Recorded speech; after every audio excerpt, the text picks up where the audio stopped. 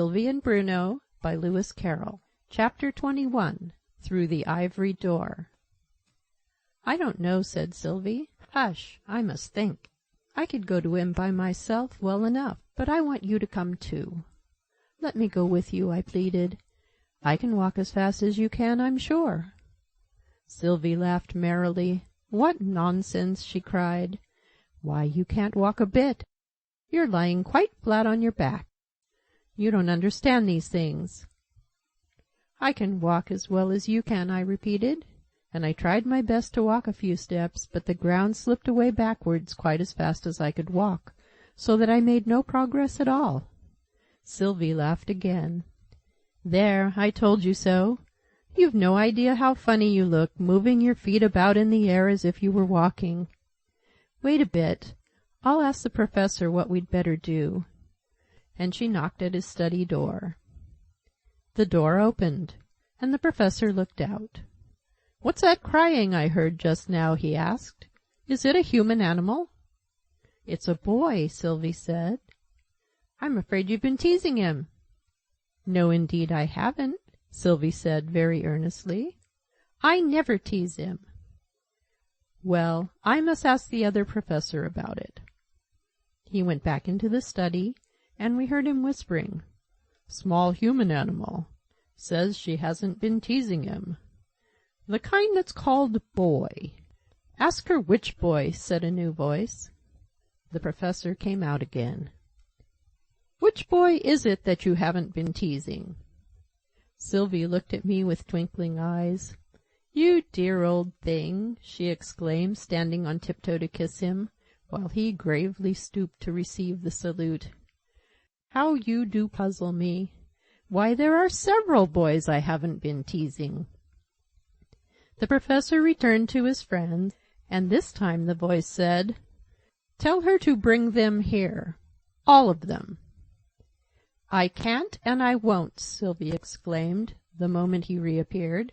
"It's Bruno that's crying, and he's my brother, and please, we both want to go. He can't walk, you know. He's dreaming, you know." This in a whisper for fear of hurting my feelings. "Do let's go through the ivory door." "I'll ask him," said the professor, disappearing again. He returned directly. "He says you may. Follow me and walk on tiptoe." The difficulty with me would have been, just then, not to walk on tiptoe. It seemed very hard to reach down far enough to just touch the floor as Sylvie led me through the study. The professor went before us to unlock the ivory door. I had just time to glance at the other professor, who was sitting reading with his back to us, before the professor showed us out through the door and locked it behind us. Bruno was standing with his hands over his face, crying bitterly. "What's the matter, darling?" said Sylvie, with her arms round his neck. "Hurted myself welly much," sobbed the poor little fellow.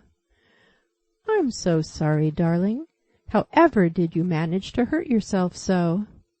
"Course I managed it," said Bruno, laughing through his tears. "Does oo think nobody else but oo can't manage things?" Matters were looking distinctly brighter now Bruno had begun to argue. "Come, let's hear all about it," I said. "My foot took it into its head to slip," Bruno began. "A foot hasn't got a head," Sylvie put in, but all in vain. "I slipped it down the bank, and I tripped it over a stone, and the stone hurted my foot, and I trod on a bee, and the bee stinged my finger." Poor Bruno sobbed again. The complete list of woes was too much for his feelings. "And it knewed I didn't mean to trod on it," he added as the climax. "That bee should be ashamed of itself," I said severely, and Sylvie hugged and kissed the wounded hero till all tears were dried. "My finger's quite unstung now," said Bruno. "Why doos there be stones? Mister Sir, doos oo know?" "They're good for something," I said, "even if we don't know what." "What's the good of dandelions, now?" "Dindledums?" said Bruno. "Oh, they're ever so pretty, and stones aren't pretty one bit. Would oo like some dindledums, Mister Sir?" "Bruno," Sylvie murmured reproachfully, "you mustn't say Mr. and Sir both at once. Remember what I told you?"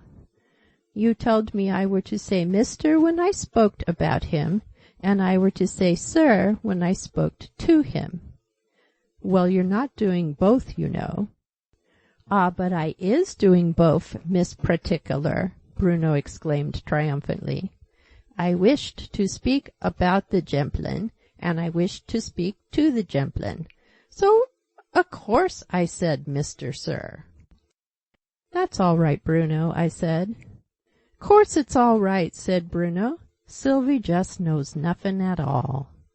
"There never was an impertinenter boy," said Sylvie, frowning till her bright eyes were nearly invisible.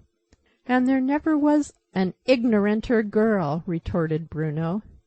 "Come along and pick some dindledums. That's all she's fit for," he added in a very loud whisper to me. "But why do you say dindledums, Bruno? Dandelions is the right word."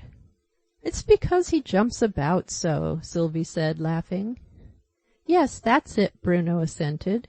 "Sylvie tells me the words, and then when I jump about, they get shooken up in my head till they're all froth." I expressed myself as perfectly satisfied with this explanation. "But aren't you going to pick me any dindledums after all?" "Course we will!" cried Bruno. "Come along, Sylvie!" And the happy children raced away, bounding over the turf with the fleetness and grace of young antelopes. "Then you didn't find your way back to Outland?" I said to the Professor. "Oh, yes, I did," he replied.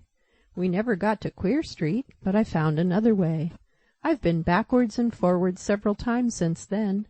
I had to be present at the election, you know. As author of the New Money Act, the Emperor was so kind as to wish that I should have the credit of it. 'Let come what come may.' I remember the very words of the imperial speech.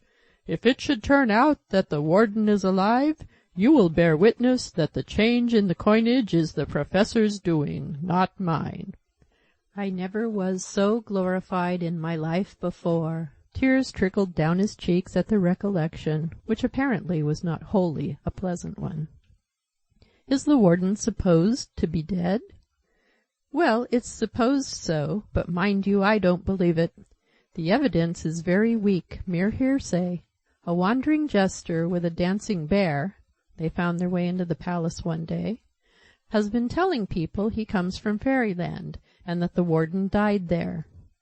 I wanted the vice-warden to question him, but most unluckily he and my lady were always out walking when the jester came round." Yes, the warden's supposed to be dead, and more tears trickled down the old man's cheeks. "But what is the New Money Act?" The Professor brightened up again. "The Emperor started the thing," he said. "He wanted to make everybody in Outland twice as rich as he was before, just to make the new government popular. Only there wasn't nearly enough money in the treasury to do it. So I suggested that he might do it by doubling the value of every coin and banknote in Outland. It's the simplest thing possible. I wonder nobody ever thought of it before. And you never saw such universal joy. The shops are full from morning to night. Everybody's buying everything." "And how was the glorifying done?" A sudden gloom overcast the Professor's jolly face. "They did it as I went home after the election," he mournfully replied. "It was kindly meant, but I didn't like it. They waved flags all round me till I was nearly blind, and they rang bells till I was nearly deaf, and they strewed the road so thick with flowers that I lost my way." And the poor old man sighed deeply. "How far is it to Outland?" I asked, to change the subject. "About 5 days' march. But one must go back occasionally.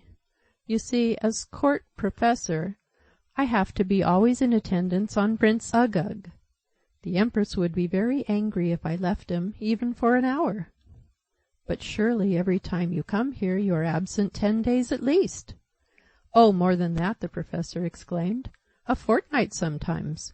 But of course I keep a memorandum of the exact time when I started, so that I can put the court time back to the very moment." "Excuse me," I said. "I don't understand." Silently the professor drew from his pocket a square gold watch with 6 or 8 hands and held it out for my inspection. "This," he began, "is an outlandish watch." So I should have thought. "Which has the peculiar property that instead of its going with the time goes with it. I trust you understand me now?" "Hardly," I said. "Permit me to explain. So long as it is let alone, it takes its own course. Time has no effect upon it." "I have known such watches," I remarked. "It goes, of course, at the usual rate, only the time has to go with it. Hence, if I move the hands, I change the time. To move them forwards in advance of the true time is impossible, but I can move them as much as a month backwards. That is the limit, and then you have the events all over again, with any alterations experience may suggest. What a blessing such a watch would be, I thought, in real life, to be able to unsay some heedless word, to undo some reckless deed. Might I see the thing done? "With pleasure," said the good-natured professor. "When I move this hand back to here," pointing out the place, "history goes back 15 minutes. Trembling with excitement, I watched him push the hand round as he described. "Hurted mineself welly much." Shrilly and suddenly the words rang in my ears, and more startled than I cared to show, I turned to look for the speaker. Yes, there was Bruno, standing with the tears running down his cheeks just as I had seen him a quarter of an hour ago, and there was Sylvie with her arms round his neck. I had not the heart to make the dear little fellow go through his troubles a second time, so hastily begged the professor to push the hands round to their former position. In a moment Sylvie and Bruno were gone again, and I could just see them in the far distance, picking dindledums. "Wonderful indeed!" I exclaimed. "It has another property, yet more wonderful," said the professor. "You see this little peg? That is called the reversal peg. If you push it in, the events of the next hour happen in the reverse order. Do not try it now. I will lend you the watch for a few days, and you can amuse yourself with experiments." "Thank you very much," I said as he gave me the watch. "I'll take the greatest care of it. Why, here are the children again!" "We could only but find 6 dindledums," said Bruno, putting them into my hands, "'cause Sylvie said it were time to go back. And here's a big blackberry for ooself. We couldn't only find but 2. "Thank you. It's very nice," I said. "And I suppose you ate the other, Bruno?" "No, I didn't," Bruno said carelessly. "Aren't they pretty dindledums, Mr. Sir?" "Yes, very. But what makes you limp so, my child?" "Mine foot's come hurted again," Bruno mournfully replied, and he sat down on the ground and began nursing it. The professor held his head between his hands, an attitude that I knew indicated distraction of mind. "Better rest a minute," he said. "It may be better then, or it may be worse. If only I had some of my medicines here. I'm court physician, you know," he added, aside to me. "Shall I go and get you some blackberries, darling?" Sylvie whispered, with her arms round his neck, and she kissed away a tear that was trickling down his cheek. Bruno brightened up in a moment. "That are a good plan," he exclaimed. "I thinks my foot would come quite unhurted if I eated a blackberry. 2 or 3 blackberries. 6 or 7 blackberries." Sylvie got up hastily. "I'd better go," she said, aside to me, "before he gets into the double figures." "Let me come and help you," I said.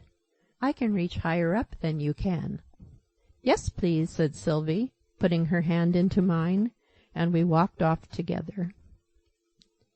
"Bruno loves blackberries," she said, as we paced slowly along by a tall hedge that looked a promising place for them. "And it was so sweet of him to make me eat the only one." "Oh, it was you that ate it, then?" Bruno didn't seem to like to tell me about it.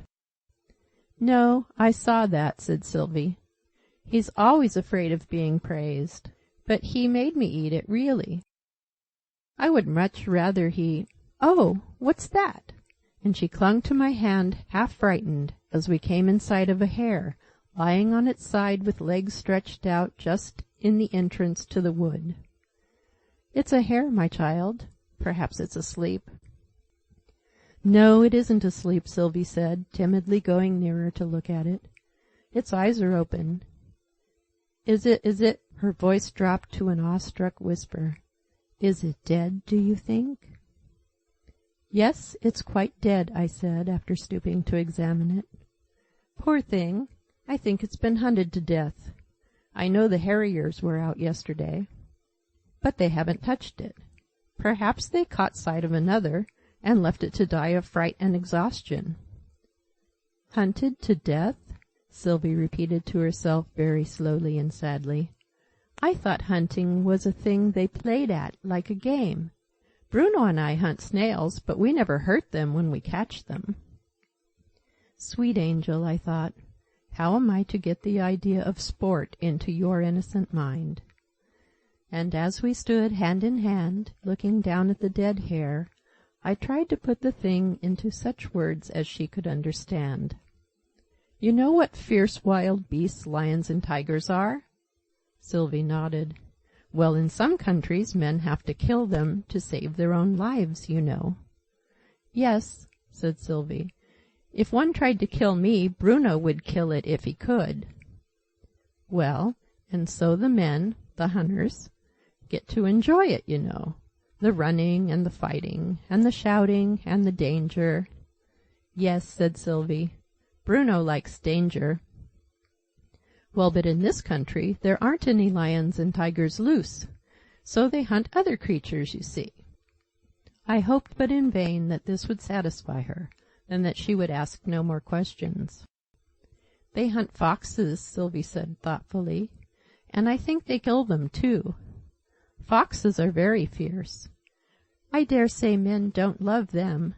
Are hares fierce?" "No," I said. "A hare is a sweet, gentle, timid animal, almost as gentle as a lamb. But if men love hares, why—" Her voice quivered, and her sweet eyes were brimming over with tears. "I'm afraid they don't love them, dear child." "All children love them," Sylvie said. "All ladies love them. I'm afraid even ladies go to hunt them sometimes." Sylvie shuddered. "Oh, no, not ladies!" she earnestly pleaded. "Not Lady Muriel!" "No, she never does, I'm sure. But this is too sad a sight for you, dear. Let's try and find some—" But Sylvie was not satisfied yet. In a hushed, solemn tone, with bowed head and clasped hands, she put her final question. "Does God love hares?" "Yes," I said. "I'm sure he does. He loves every living thing, even sinful men. How much more the animals that cannot sin." "I don't know what sin means," said Sylvie, and I didn't try to explain it. "Come, my child," I said, trying to lead her away. "Wish good-bye to the poor hare, and come and look for blackberries." "Good-bye, poor hare," Sylvie obediently repeated, looking over her shoulder at it as we turned away. And then, all in a moment, her self-command gave way. Pulling her hand out of mine, she ran back to where the dead hare was lying, and flung herself down at its side in such an agony of grief as I could hardly have believed possible in so young a child. "Oh, my darling," she moaned over and over again, "and God meant your life to be so beautiful." Sometimes, but always keeping her face hidden on the ground, she would reach out one little hand to stroke the poor dead thing, and then once more bury her face in her hands and sob as if her heart would break.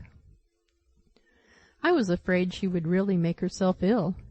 Still, I thought it best to let her weep away the first sharp agony of grief, and after a few minutes the sobbing gradually ceased, and Sylvie rose to her feet and looked calmly at me, though tears were still streaming down her cheeks.